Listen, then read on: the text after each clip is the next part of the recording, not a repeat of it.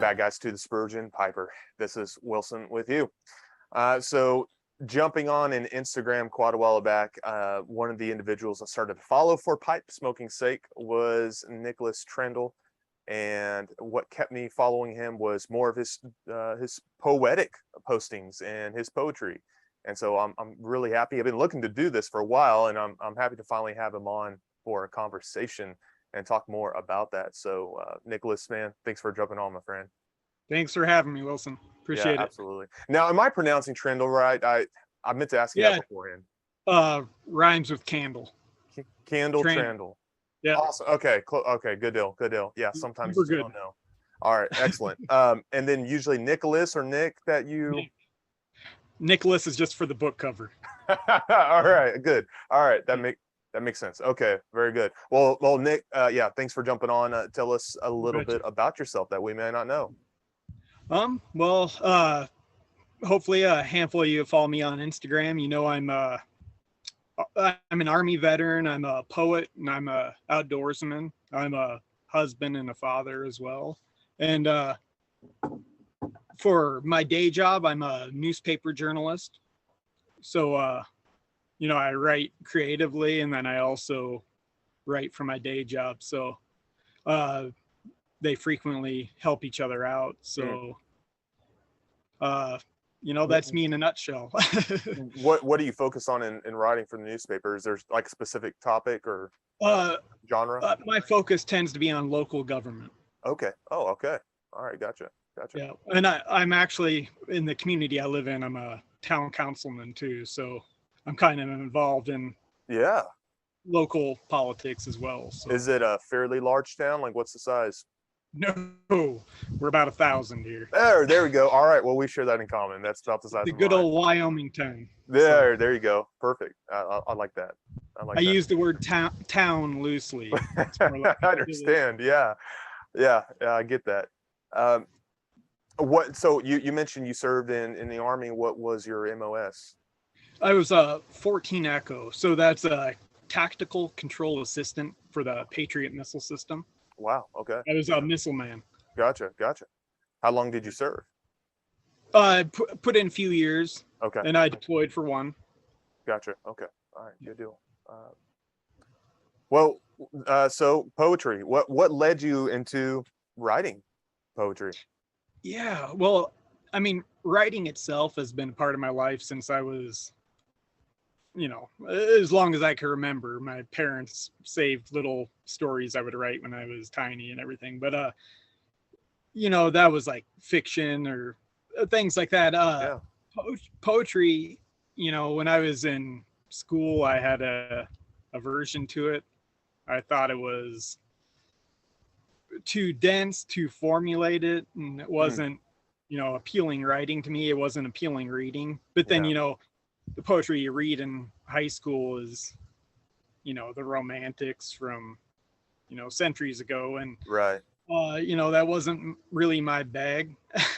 And I was, in high school, I was much more drawn to like the writings of Ernest Hemingway and, a lot of American 20th century authors like that. And that poetry didn't, connect with that. So when I was deployed in the Army, as you can imagine, it was a grim time. And I started writing poetry over there in the desert as like a means of self-medication, more or less, to get my thoughts out on paper, as we were experiencing things and feeling things. And so when I ended up coming back from my deployment and eventually out of the Army, I had a stockpile of poems, and I started submitting them to places, and it kind of got the ball rolling. I didn't pursue poetry in earnest until probably it had to be about 7 years ago is when I got my first publishing contract. So that was when I zeroed in and focused on poetry for my creative writing. So I've been kind of evolving in that path ever since. Sure. The poetry I write now isn't quite the same as the stuff I wrote in the Army, which, understandably is a lot more dark and introspective sort of Right. stuff. Right. Now, that's not really my style of poetry, but it's all part of the journey. Certainly. Yeah, certainly. You mentioned that you uh, earlier on you thought poetry was a bit more formulated, and I guess Yeah, that was my thought. I enjoyed reading early on, and I did enjoy writing, but when I thought of poetry, and it's probably because this is how I was taught, well, you got to follow the, what is it, the sure. ABBA format or ABAB, has to rhyme, and Absolutely. I don't want to do Certain numbers rhyming. of lines. Yeah. So I never was interested in it, and I guess my biggest interaction was Robert Frost, which that's, I guess, Sure. most people would if they're into it.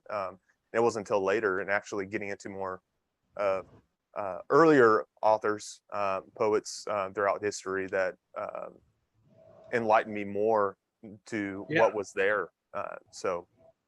But anyway, so yeah, uh, I'm still a fan of Robert Frost, even though Robert Frost certainly loved to follow formula. But sure, it sure, wasn't until I discovered a lot of beat poetry from the 50s and 60s, and then that led to more contemporary poets, and I saw that rules were being broken in mm, the poetry community, and people were breaking out of the confinements to the left hand side of the page. I mean, just the physicality of a modern poem, just making use of all that white space, and yeah, yeah, emphasizing certain lines and points that by isolating them, offsetting them.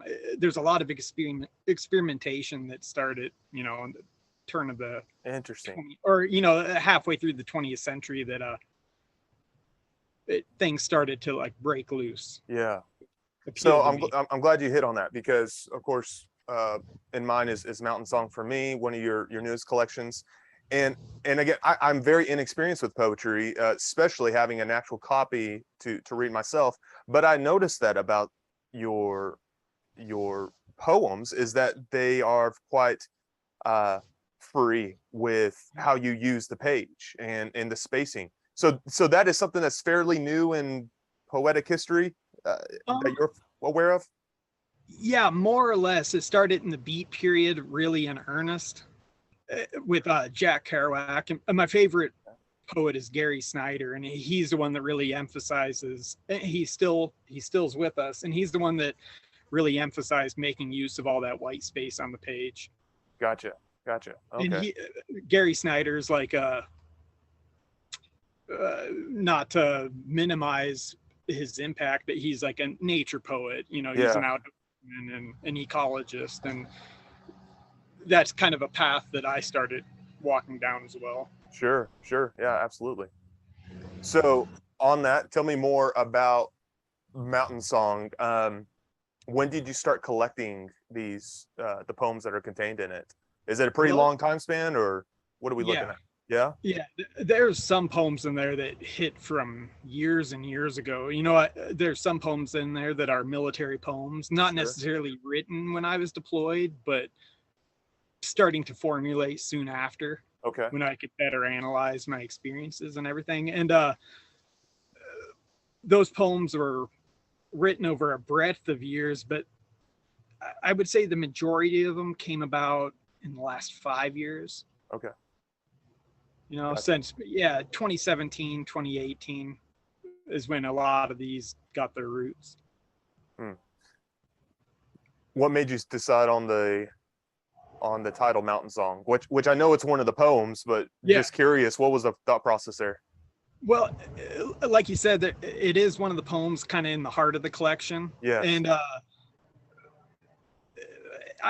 I think it's around that point in the collection where there's sort of a shift in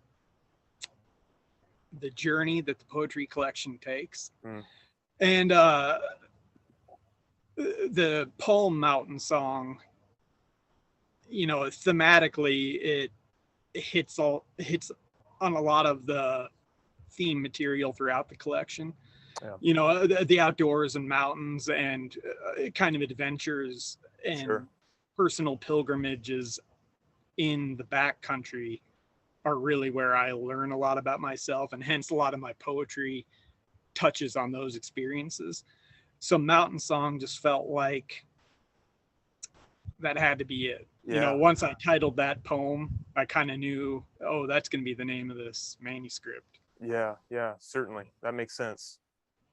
That makes sense. Um, and I may be reading maybe it's too much into it, but you know, reading through the book, I wondered, is there a purposeful rhythm or structure to it? Because it comes off, you mentioned already journey.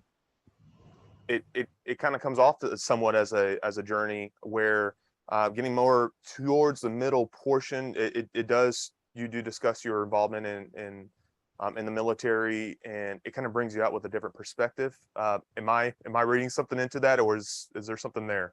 You are.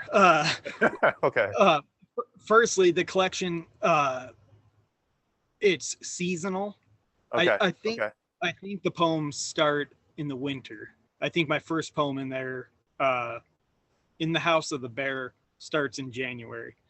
So I carry those poems all the way through a chronological year, even though the Interesting. poems weren't necessarily written chronologically and take place over years of experiences. But Sure. the collection's arranged seasonally like that, and interspersed are military poems. Yeah. And uh, towards the middle of the collection, my military experiences were starting to climax, and there was a lot of big changes in the desert and everything. So I juxtapose that also with some pretty severe backcountry adventure that I had. So those military poems that are the darkest are taking place alongside some of my more dangerous outdoors experiences. And I came out of both those experiences in my life a changed man. Yeah. So, there was a shift in my life personally during those events. And the book, I think, reflects that, you know, towards the latter half of the collection is after, uh, not revelation, but, coming to terms with Mm, these things that I experienced, humility, certainly. finding out who I am, so to Yeah. speak. That makes sense. Certainly. Uh, and you mentioned like the an annual or yearly monthly timeline here, and I didn't catch that, but you're right. How it begins with January, and it ends with back into winter. I like Yeah, that. That's neat. I didn't catch that. that's the nature poet in me. I Yeah. always have to follow the seasons and Sure. I love that. I love that. Um, well, on just flowing right through that, Malcolm Pipe Shop on Instagram, he asked a question that I was just thinking this whole time, but he says you seem to gain inspiration in your writings from being in solitude in nature. Uh, yeah. why is solitude so important to you, and what are we as a society missing when we fail to practice solitude? Yeah. Well, and I mean, domestically here at my home, I'm father of 3 daughters, married. So solitude is not a common feature when I'm Yeah. here. You know, in my work as a Yeah. journalist, I'm always at meetings and associating with people and interviewing people. And so solitude isn't a huge feature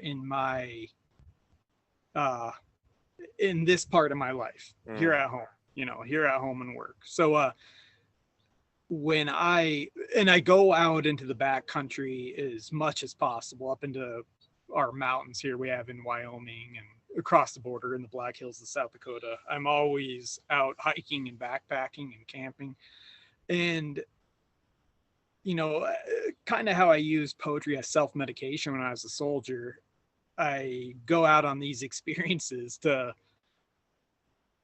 get that solitude that I personally, and I think a lot of us in 21st century, not just America, but everywhere, desperately need, because everybody's oversharing online, and everybody's in every aspect of each other's lives, and it's intensely important and liberating, I think, to cut that out for a little while. And I love going hiking with other people too, but there's something about going backpacking out on your own. You are all you have to count on, and experiencing beautiful things with just yourself. It's just it's intensely inspiring to me. Yeah, certainly. I know when I go and do that stuff, I'm going to come back with material. I'm going to come back with new poetry, notes, observations. I come back with, pages filled in my journal, because those are the experiences that I like really count on for inspiration. Absolutely. And I think there's just a simplicity we find in that. And this is something that ties into Alan from the Pipe Cottage, when we've jumped on and discussed how there's been in the past 10, 20 years, I don't know how long of the time span, a desire for folks to return to a more simplistic lifestyle. And I think that's one of the draws of pipe smoking is we there you go. Yeah. Simplify. Exactly. How much meat needed is that? Yeah. And I think that's one of the draws to pipe smoking too. But you speaking of nature and ecology, I grew up in a farming family, conventional row crop farming. But after I returned to it after college, I went to the oil field, and out of the oil field, I returned to more of the term we used was regenerative agriculture. Sometimes people call it permaculture, is in that realm, but more of a simplistic type of farming, and like Wendell so there's, I didn't mention him earlier, but his Contrary Farmer and some of his other writings really spoke to me. But it got back to that simplistic lifestyle. And I think that's, I'm sure, one of the things we don't find, as you say, we're bombarded with social media, and often we're the problem with that. I'm on there frequently. But slow living and simple living are they were a dying art, but like you said, there seems to be a resurgence of it. It does. Which, I'm loving it. But more people, I think, need to slow down and simplify. It's so important. Just in the way you live your life, but for your mental health and everything. Absolutely. It's everything. And even with that, like you said, like you, I don't have a job that provides a lot of solitude. And I didn't realize how needed that was. In fact, I had some other pastors who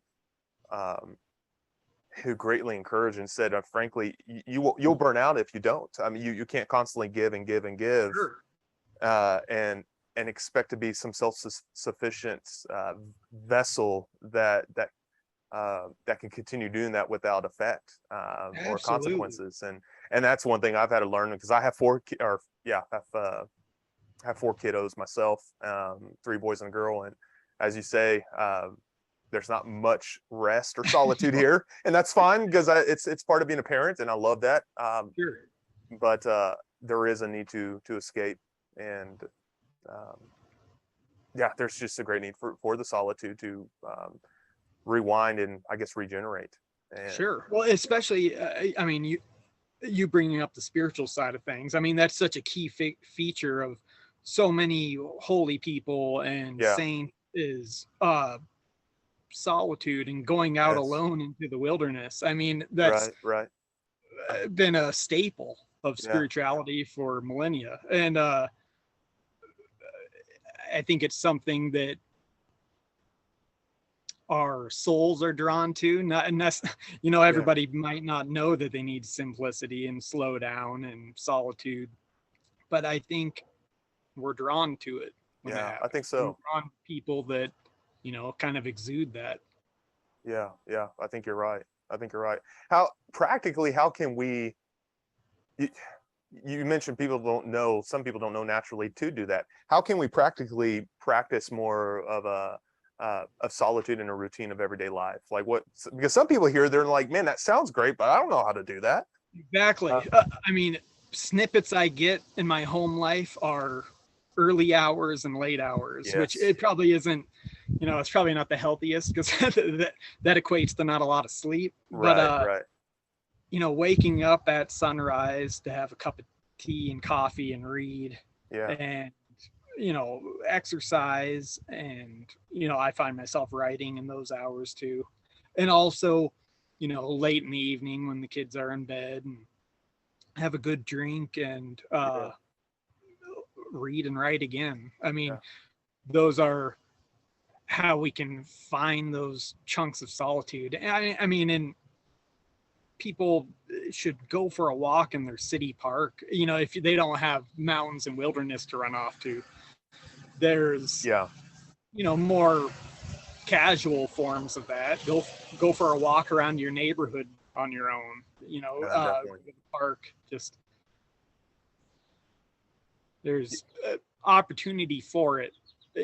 People need to make time for it, and that that's something I hear from a lot of writers about writing. Is it's hard to find the time to write, but this also goes hand in hand with finding time for solitude.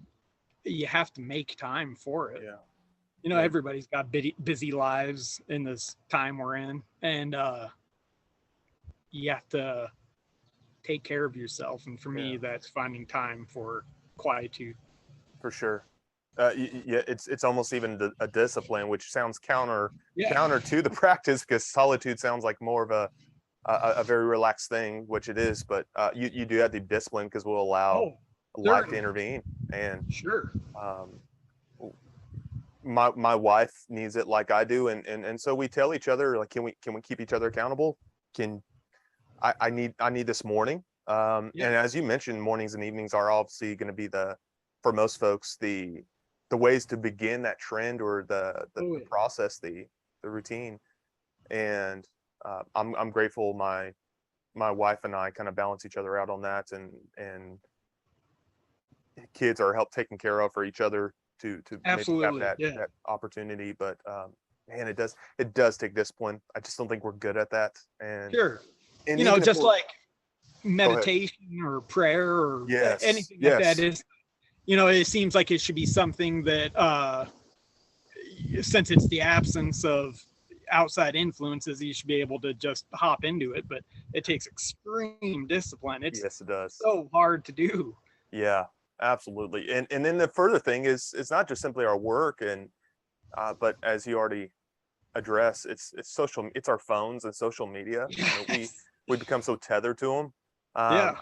I've caught myself doing some writing, just sermon preparation, but I just checking my phone every few minutes or what have you, and even there's no notification, nothing went off. Sure. But I just gravitate to the phone and have to look at it. Curiosity. Gosh, this is not healthy. And it's a whole nother subject, but the need to, if someone doesn't remove themselves from social media, the need to, I guess, take breaks, it would probably be wise. But absolutely. And that's something I do occasionally too. I'll take a hiatus from it all. Sure. And I share a lot of content on Instagram, in using this medium that I think is somewhat destructive, but I use it to promote simplicity and slow living and poetry and wildness and stuff, which can be counterintuitive since I'm using this medium that everybody's essentially hooked on. But I try to use it to promote those sort of values. And it is what it is.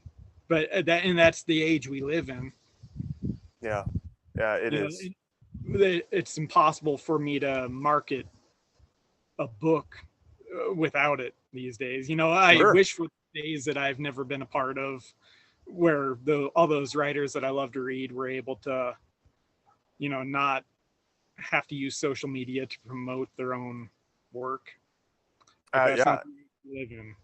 absolutely. Yeah, it certainly has become a necessity. I mean, without it, yeah, I'm sure with just marketing altogether, Yeah. it's quite a different. It'd be quite a different story for you, I guess, if Yeah. it wasn't it wasn't there. Yeah. But at the same time, though, that sounds negative. Boy, I'm grateful it was there, because otherwise I would not have come across it. Yes, exactly. And so There's it's certainly benefit. there is benefit, absolutely, absolutely. So a bit lighter in topic. How'd you get into pipe smoking? What was that? Pardon me. How'd you get into pipe smoking? Oh, okay. My deployment to the Oh, Middle okay. East. I dabbled in cigars prior to that, but I was living in El Paso at the time, and I got a cheap Dr. Grabo with a bag of drugstore cherry blend of some sort. It's probably not in production anymore, but so I took that in my rucksack to the Middle East, and everybody was smoking over there, but I would be smoking my Dr. Grabo with, a cherry aromatic, and everybody's like, "Oh my God, that smells amazing." And everybody wanted to try it and everything like that. And it just became kind of how people knew me in my unit, was I was the guy that was smoking a pipe all the time. And so once I got out of the Middle East, it helped get me through that time, of course. Pipe smoking did.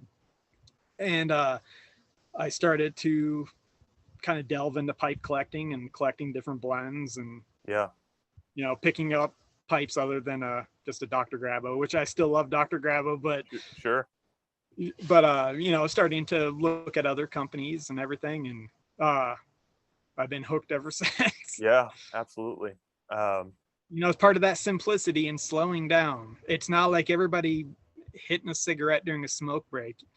Pipe smoke, smoking a pipe is intended to be slow and Yes. steady, and take your time and enjoy it, and grab a book, and Yeah, exactly. it's conducive to that lifestyle that you and I are talking about. Definitely. And in fact,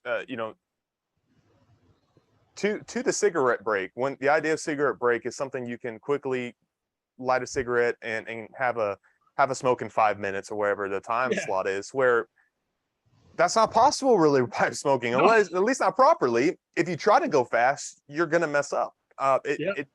It takes a different personality, or maybe it cultivates a personality. I don't know which one, or maybe it's both. Yeah. But yeah, yeah, And I do think a certain type of person gravitates toward the hobby, but yes, but also it does cultivate it, because we all had those horrible experiences when we started out of burning our tongue, and all the sorts of disasters that happen when we're just smoking goopy aromatics at the beginning and everything. So we also learn how to do it properly, but I think that the certain sort of person gravitates towards it, yeah, for as sure. opposed to lighting a cigarette. Exactly, absolutely. Charlie Carroll on Instagram, he asked, all your posts, they favor a season. Do you have a favorite season, and what tobacco is best for that season? Sure. For sure it's autumn, which, Oh, I think it's a lot of us that are in this lifestyle. I bet if you asked a lot of pipe smokers, it would be autumn. yes, yeah, for sure. And as for what blends are my autumn blends, I'm a burley smoker through and through. And but I smoke burley year round. So but to me, I smoke burley year round because it has all those autumnal notes to it. It does. That toasted cocoa and anise, and kind of those nutty and earthy and woodsy flavors, which for it, just smoking a bowl of toasted burley reminds me of autumn, no matter what Absolutely. time of year I'm in. So I continue to smoke burley in the autumn, Definitely.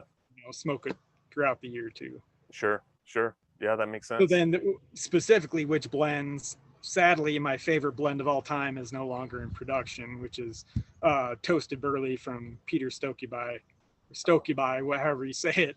But that's no longer in production. I still have a nice hoard of it, but it's dwindling and Huh. these are sad days. But Yeah, no doubt. I on the cheap side, I love Sir Walter Raleigh and Sir Walter Raleigh aromatic. I love all the different McBaron burley blends. Yeah. LJ Peretti burley plug cut is definitely a runner up for my favorite blend. So Nice. Risner Luke, he asks, what is one of your favorite classic works? And he doesn't specify in poetry or what have you, so be as broad as you like with that. So, depending on what era of classics we're talking about, I love ancient Greek and ancient Roman literature. I love Virgil. I love Homer, Horace. I love those poets. Moving up to the Middle Ages, Dante's The Divine Comedy completely changed my life as a man and as a writer. And that's probably my favorite truly classic work. And moving up to, the 19th century, I love Tolstoy, Dostoevsky, and a lot of those Russian powerhouses from that era. They were important for my evolution as a writer as well. Sure. 20th century classics, we're talking about everything by Hemingway. I'm a fan of F. Scott Fitzgerald.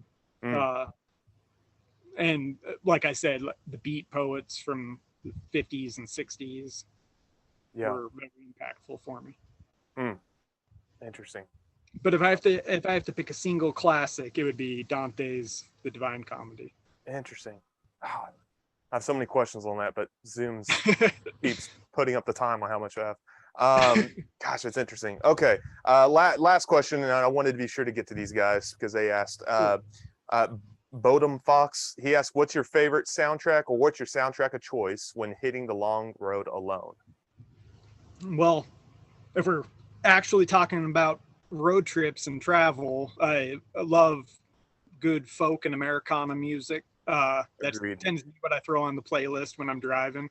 At home when I'm writing, I listen to a lot of classical and a lot of Gregorian chanting and sacred choral works from the works from Saint Hildegard of Bergen, her sacred choral works that she wrote when she was alive.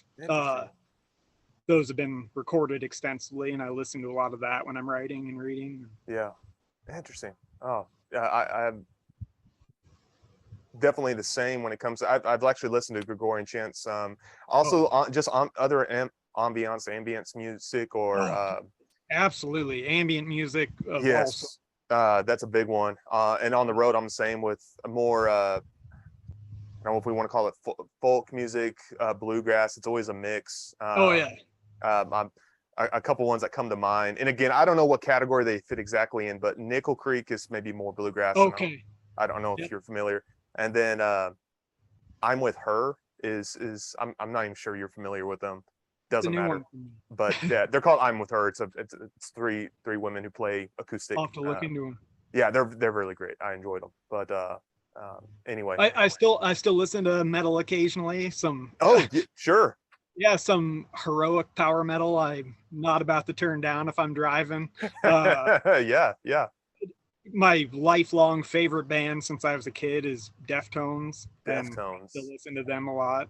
Sure. So, but admittedly, not too much metal anymore these days. Yeah. That makes sense. It makes sense. Yeah. Well, man, there's so many questions, Nick, I'd love to get into. But Zoom keeps popping up this remaining time. So to end, I do want to point folks to Mountain Song.